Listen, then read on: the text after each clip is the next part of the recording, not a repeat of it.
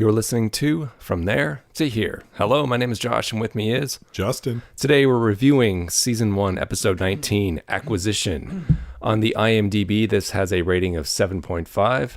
Here's the plot synopsis.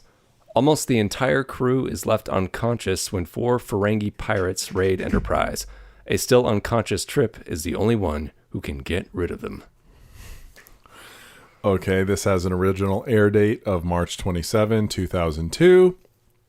Directed by James Whitmore Jr., a name that I recognize. I think that guy's been directing TV since like the 80s or something like that.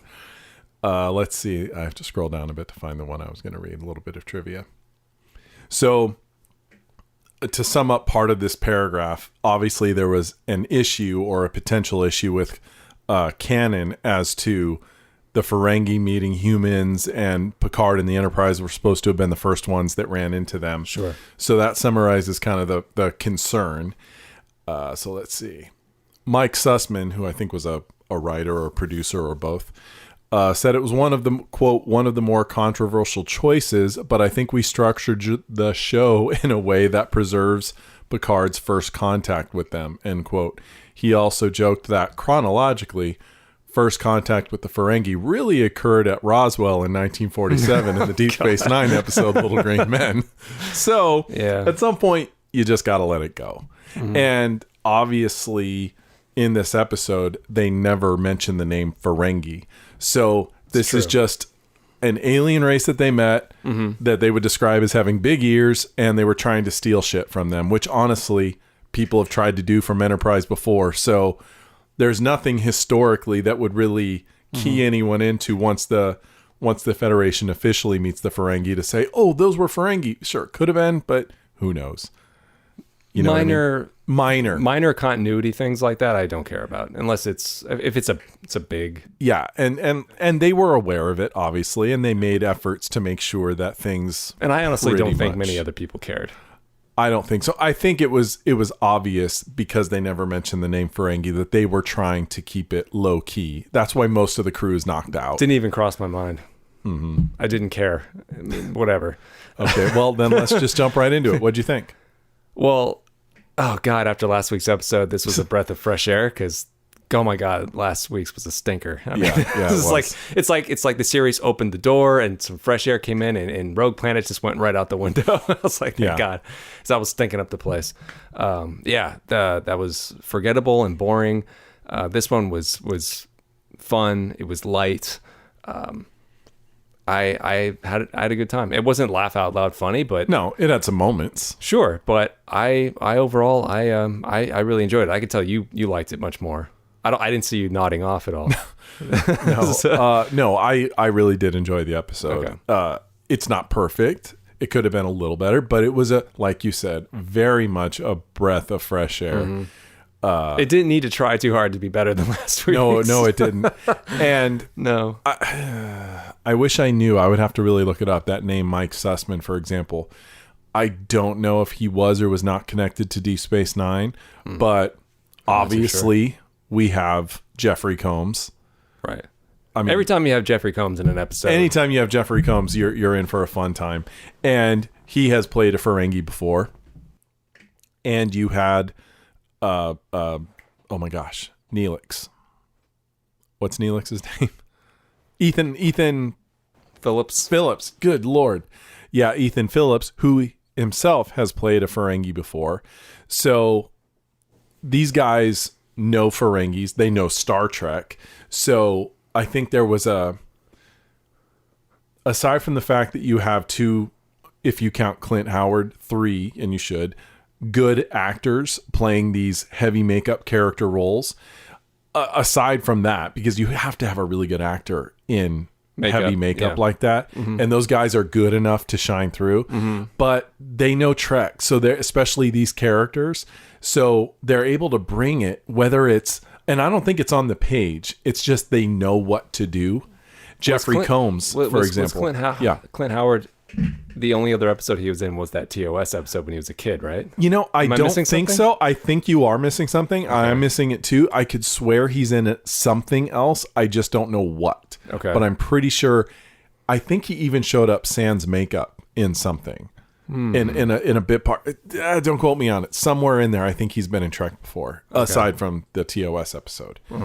But there was obviously a lot of fun and affection that went into this. I mean, the way they start the episode tells you exactly what you're getting into. Well, let me tell you. Yeah. Because I didn't remember much about it. I remember I had that impression of, I remember enjoying it. Yeah. So it wasn't a vague feeling of emptiness like with Rogue Planet. I'm like, I have no idea what that episode was. This, I was like, I remember having a good time with it. And my first thought was, I bet it's going to start off with a shot where we see like the back of their head and it's going to like pan down. And then there you go. That's exactly how we are introduced to them. I could hear it in my head, even though the music did not exist in that scene where it opens on space and pans down to the Ferengi, butthead and all that. Yeah. But I could almost hear the way Deep Space Nine would play Ferengi music. It was always goofy. Yeah. Boom, boom, bum, bum, bum, bum. It was always kind of goofy. Yes. And I could hear that music in my head, even though it wasn't there. And it just tells you... That's what DS9 did. That's what DS9 did to the Ferengi. Yeah. But, say what you will about the comedic elements that they brought to the Ferengi. They also kept them very well balanced. Because... In DS9, you mean? Yeah. Okay. They had a fleshed out society that was profit-based. But Quark went a long way to showing that it wasn't just a caricature. It was... a belief system and a cultural system, to where you could have goofy episodes because you've got someone like Rom or the Grand Nagus and all of that stuff. The stuff with the way they have male-female relationships in their culture was a wonderful addition to that family of characters.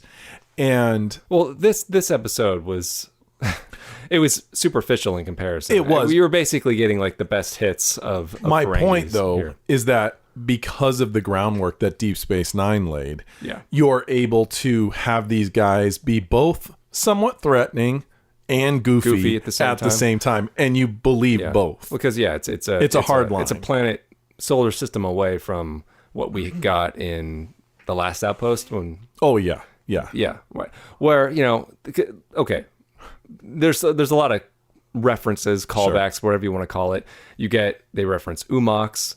Jeffrey Combs says humans at one point, and then they have the laser whip, which we had not seen since that, right. or when Quark had the Marauder Mo action figures, Right. And then I'm pretty sure they must reference something else. Oh, I'm sure they do throughout. But yeah, there's a lot of that trademark. Oh, they mentioned the Cliche for rules of acquisition. Rules of acquisition comes up. More than once. All that kind of stuff comes in. And of course, being familiar with Ferengi, it's like, oh yeah, remember that. It's a little too cute, but it was fun. I found it interesting. This is kind of a trap that Enterprise is fallen into, the show, not the ship. Yeah. That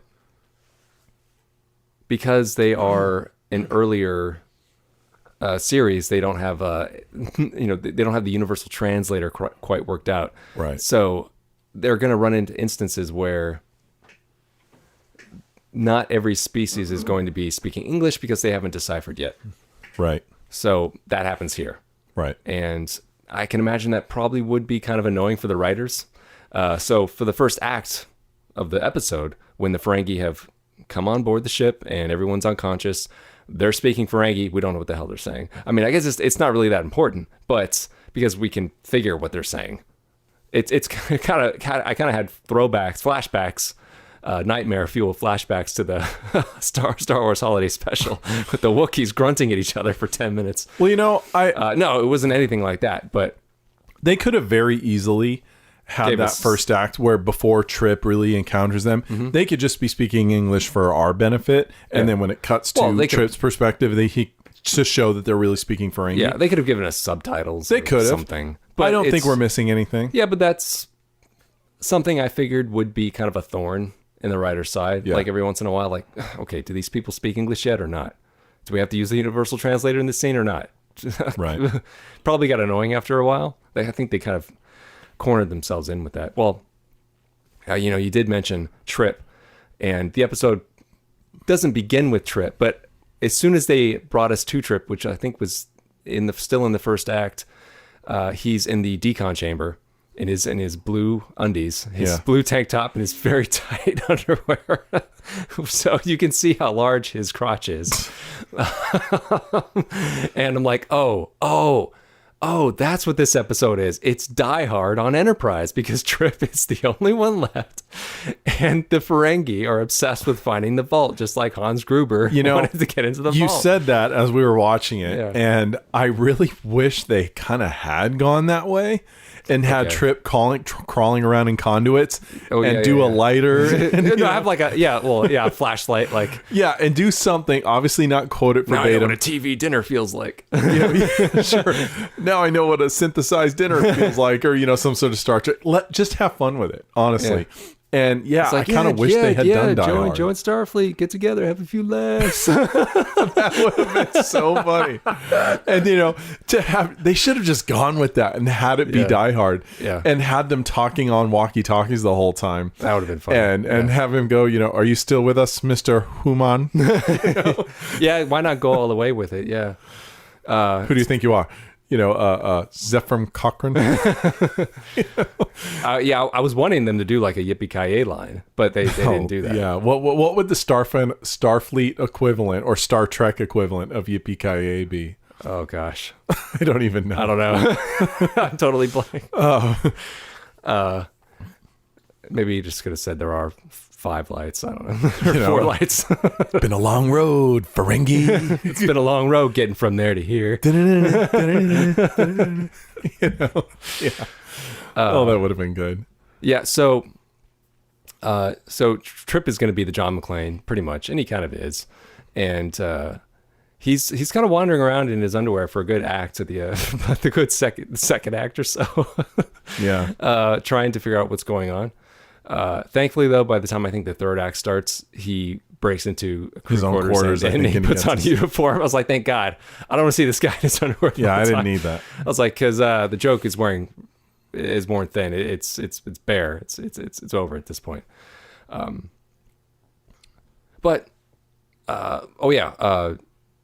They wake up Archer, and Archer is kind of like he kind of becomes Trip. Archer and Trip kind of become secondary to the Ferengi. Do you feel like? Do you think they're? Oh well, sure. Sure. I mean, it's a Ferengi-led. Yeah, the episode. Ferengi characters are more or less the stars of this episode. Oh yeah, definitely. And because we have Jeffrey Combs and we have Ethan Phillips and Clint Howard. I don't know who the I other don't guy know why was. they even bothered with the fourth guy. When you have those 3, anyone that's not a big player in Star Trek, just why bother? Those guys are such heavy hitters in Star Trek. Clint Howard may not have, not a knock against him, but he may not bring to the table what Jeffrey Combs does, but he's got a face and it absolutely works. So why should have bother? played Ferengis more often. Why bother with? He really should have. Why bother with a fourth guy? Well, I mean, as soon as I saw Clint Howard on screen as a Ferengi, I was like, that's Clint Howard. He was made for that. I didn't even know. Yeah. I didn't even know he was going to be in the episode. I was like, that's Clint Howard. I was like, his face is so recognizable. Just like Max Grodenchek was born to play a Ferengi. I mean, he's perfect. He's perfect. Just like who plays the Grand Nagus? Wallace Shawn. I mean, the guy is made for that. He's perfect. And to be the villain in The Princess Bride. Well, of course. he just has to talk in his normal voice, and he's Grand Nagus Zek. Yeah, that's true. All he does is pitch it up just a little bit. That's true. The whole episode focuses on the Ferengi trying to get into the vault, which does not exist. Which doesn't exist, of course. But they assume it does. They assume there is, but Archer has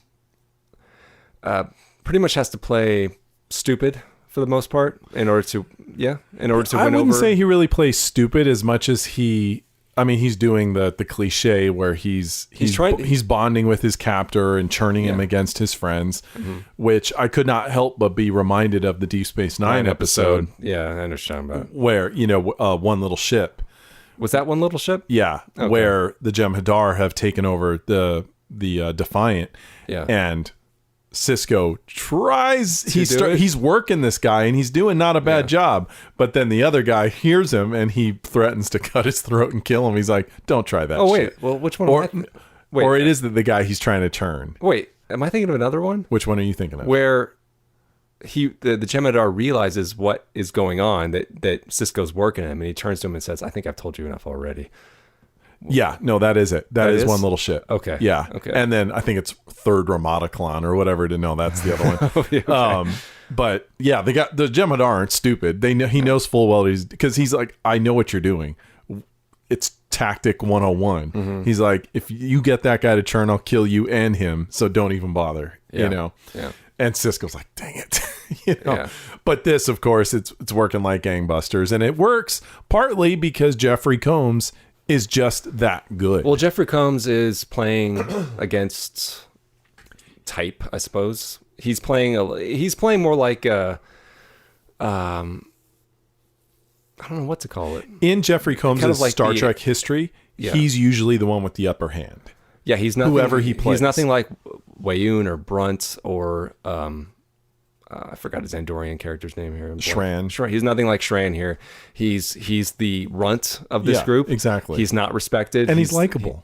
He's likable because he's so sincere. Yeah. But he's getting to play the kind of weak one of the group, which was probably nice for him to do. Yeah. But he's still got his Jeffrey Combs-isms. Oh, sure. I mean, his voice. He's always open mouth. His voice is so recognizable, but he's always so much fun whenever he's on screen. I will get platinum. Like he's the one that's perving over to Paul. Yeah. Which is. Do you know what Umax is? He sees her in passed out in the engine room or something like that, and he starts perving over her, which I kind of had forgotten. How many times do they do this where they turn to Paul, like they really hammer in her sexuality? Like is this in this episode or in the series? Like in the series. Oh gosh, they're not done. Okay, because it's kind of annoying. Well, I mean, it is what it is. Well, so he purrs over her. But at least he wants to steal her. Like he wants that she's part of the bounty, basically. Yeah. All the other women too, but he wants her in particular. Yeah. He's intrigued by her pointy ears. And I mean when she finally turns the tables on him, that was funny. Of course it was. Yeah. But I've been talking. What do you have to say? Oh, well, I mean, everyone was great. I mean, Jeffrey Combs, of course, I don't want to say played against type because, I mean, the guy can do anything. But that, like I said, this is kind of an inverse of what he would normally play in Star Trek, the major characters that he's played. But then Ethan Phillips gets to be the bad guy, and he played... I don't like the way Neelix looked, but... I don't think anybody liked the way Neelix looked. But I came to like the Neelix character. He evolved as the series progressed, and I did like who he became. Less annoying. And... But he was just always affable. And all of that. And so for him to go back, he's basically playing a variation. He wasn't always affable.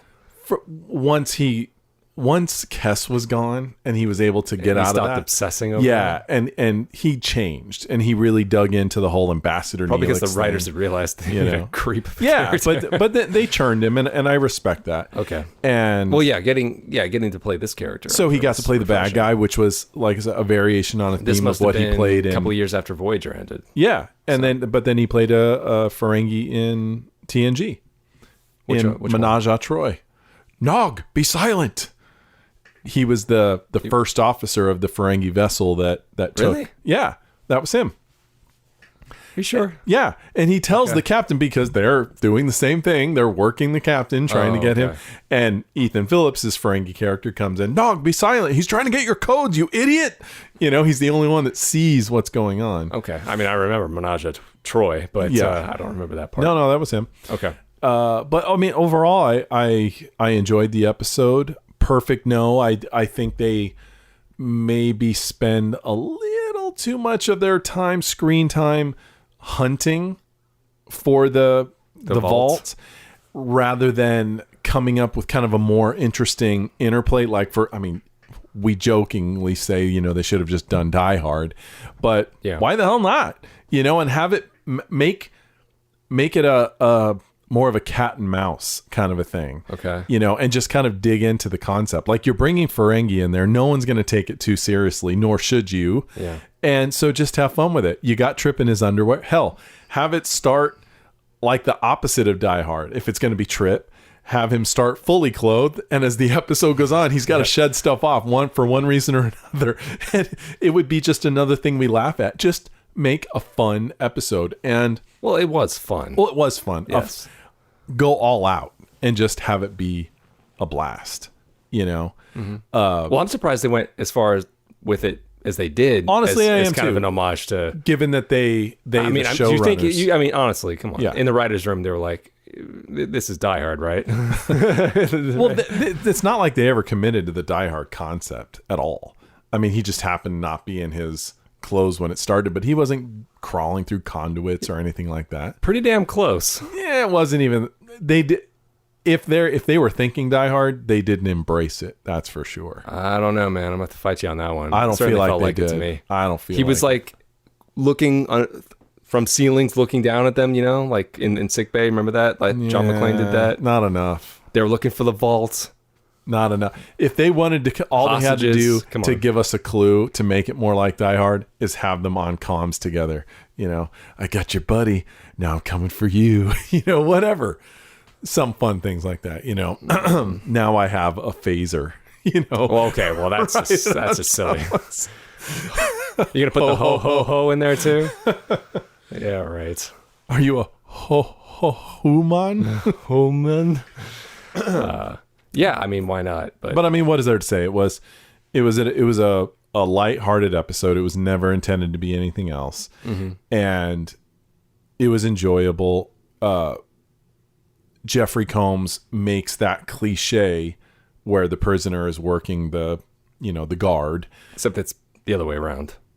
What I say? Oh, no, that's what I... No, yeah, okay. yeah. Okay. No, you had it right. I'm sorry. Yeah. Yes. He makes that interesting because he's able to make you empathetic. And it's not like you want him to win and take the paw and all that, but you feel bad for him because you feel bad for him. You want him to get away because he's just being a Ferengi. He's not really a bad guy.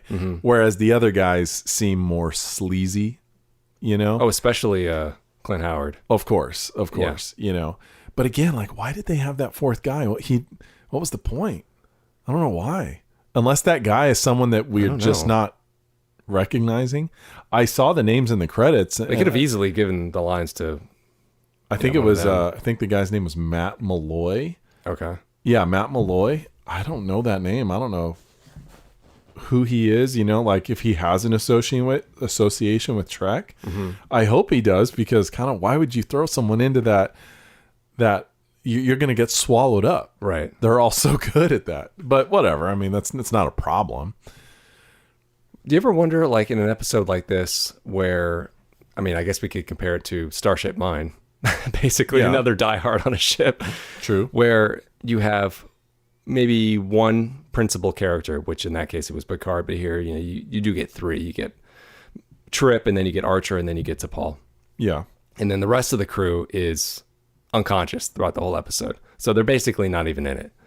So do you ever wonder, like, the actors ever get, like, so I guess I get the week off? They ever get a little, like, so we don't work this week? What do we do?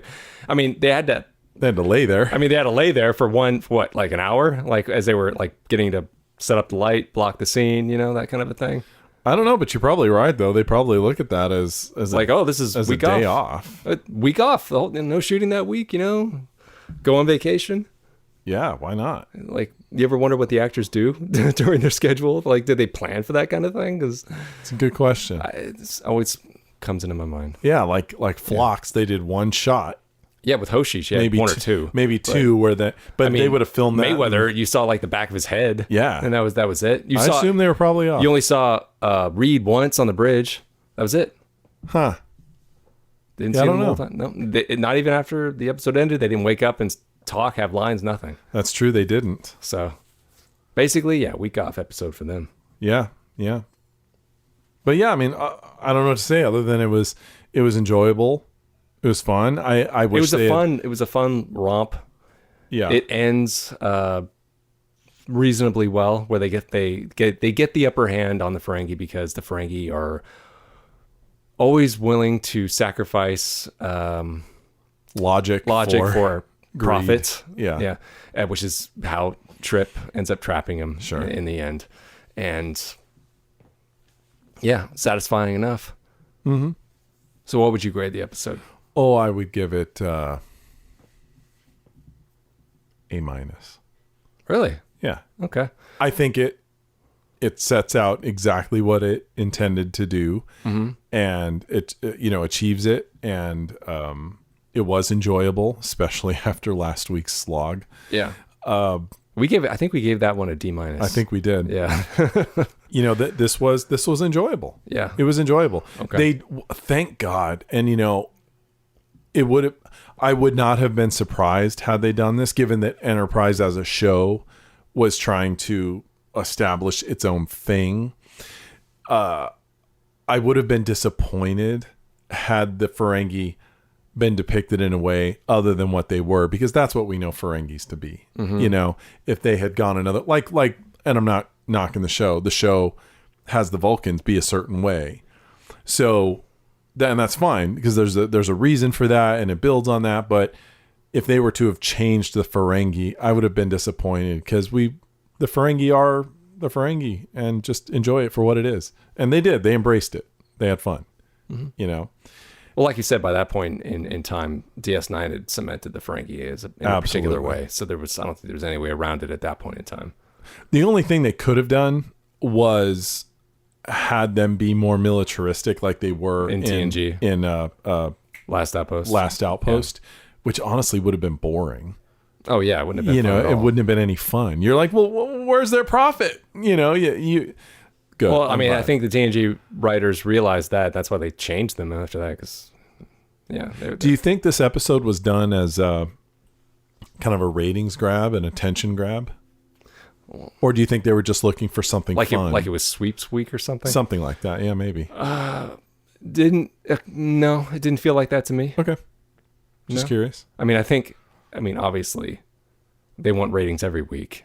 Now, when they brought the Borg in, that I think was that's a rating considered attempt to draw people. But I think this was, what can we do in universe that might be fun and not harmful to the continuity? When they have T'Pol in the decon scene, that's like, we need ratings. Yeah. If this was an HBO show, she'd be naked. Oh yeah, sure. Straight up topless. Yeah. The way it's going, maybe that will happen to Star Trek one day. I would not be a bit surprised. I think I'm going to give it a B+. Yeah. What in your mind would have made it an A?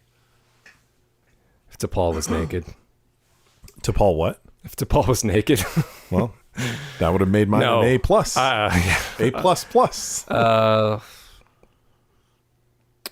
I think if I would have to agree with your assertion earlier, if they had leaned into the Die Hard parallels a little bit more and had more fun with it, I would have rated it would have been an A+ for sure, just for the balls to have that kind of fun in the Star Trek episode. Yeah, what a blast that would have been. Mm-hmm.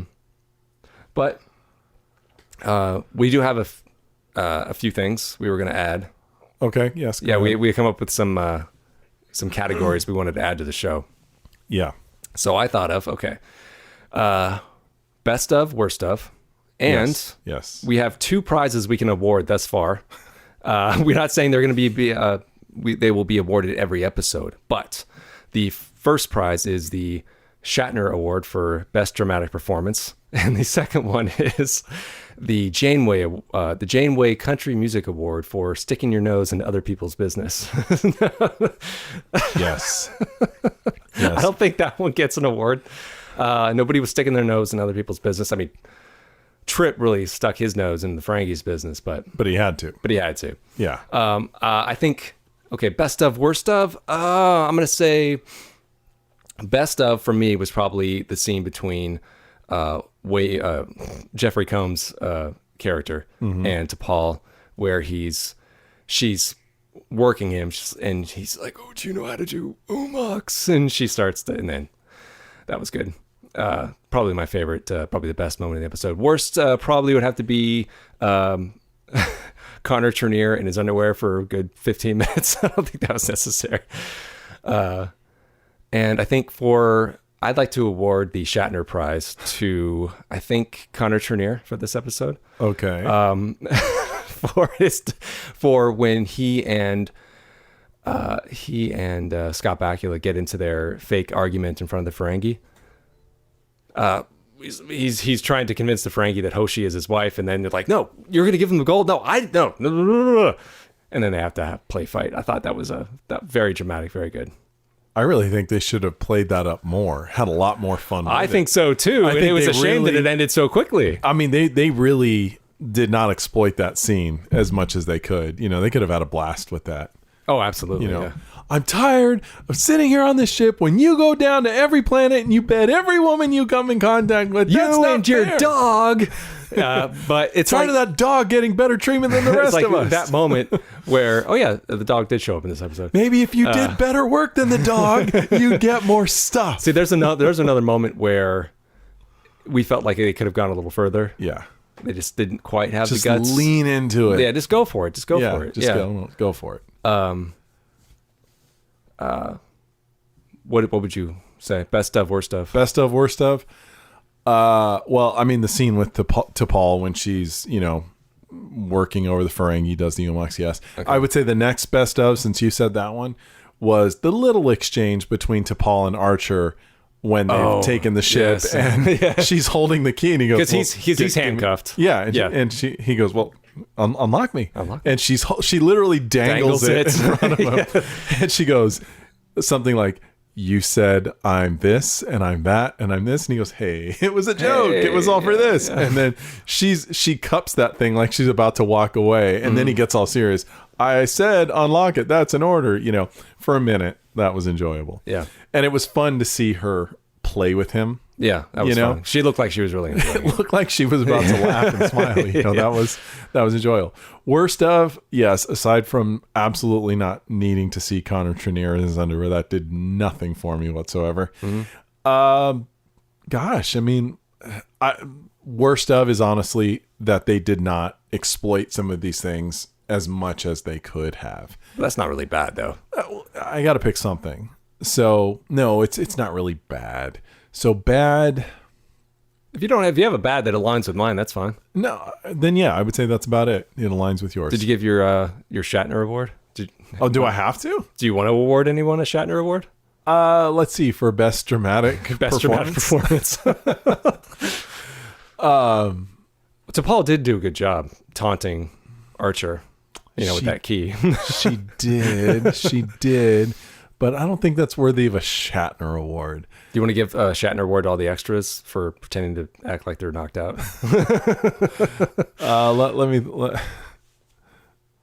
No, I'm going to say no one gets that award for me, for my money. Okay, I'll save it. We did have that other one. I don't know if we want to make this a thing. I don't know if you want to call it a prize or if you want to step through the Guardian of Forever and change the past, because then we can change something in the episode. I think we did use that. You want to? Oh, well, yeah. We could call it Guardian Forevering it if we want to go back and retool the episode a little bit. Yeah, I think that would be punching it up to make it more like Die Hard. And just leaning into the spoof of it. Yeah. Not too much, but just enough to where it's very clear, but it still is in line with the universe. Yeah. Just have fun. Just let us laugh. Yeah. There was a couple good chuckle moments. There was. Hell, I almost would have liked to have seen the whole episode with Jolene Blaylock working the Ferengi, where she's romancing him the whole time. That's how she's doing it. Yeah. Knowing full well that it's absolutely nonsense. The Bakula version where he's like, hey, turn against your guys and all that. Been done. But you could have the whole episode with Blaylock doing it where she's just romancing him, just saying, you and me, we can go off together. These guys, let's do this. Yeah. We don't need what's on this ship. Who cares? Whatever. And just have fun. Have fun with that. And she could stroke his ear every time she turned in another direction. Anything. Just work him. Work him. At the very least, if I was going to step through the Guardian Forever portal, at least put some pants on Connor Trinneer. Yes. That's what I would have done. Hands down. Okay, well, one last thing before we go. Would like to say thanks for the two of you that rated us in Apple Podcasts. Yeah, thank you. I would like to shame the person that gave us 4 stars only. How dare you? Where's that 5th one? What? Did you run out of clicks? What happened there, man? Yeah. Come on. What do you want? I'm giving you gold here. But yeah, thanks a lot. Thanks for listening. As always, you can drop us a line at podcastnx01@gmail.com or rate us on iTunes. iTunes, they don't call it that anymore. Apple Podcasts. They don't call it iTunes anymore? I don't think they do that anymore. Wow. I don't think that app exists anymore. I'm really old. Yeah, we are. So, what's coming up next? I didn't ask you that yet. Oasis. That is the episode that has Renee Auberjonois. Not sure about to say Renee Zellweger. No. I was like, yes, she did an episode in heavy makeup. She never told anybody. I do not remember the plot of this episode, but I just remember that he's in it. Something about a mystery woman. Something like that. Yeah, I think that's kind of all I remember. Okay, yes. It's not one that sticks out of my memory, so that's If it's not the a one good I'm thinking sign. of, I'm picking up good vibes. Okay. I'm not quite sure if it is the right one, though. It's never one that I've gone back to intentionally revisit. So Okay. I don't think it's bad. I just don't think it was standout. As if memory serves. Okay. All right. See you in the next one. All right.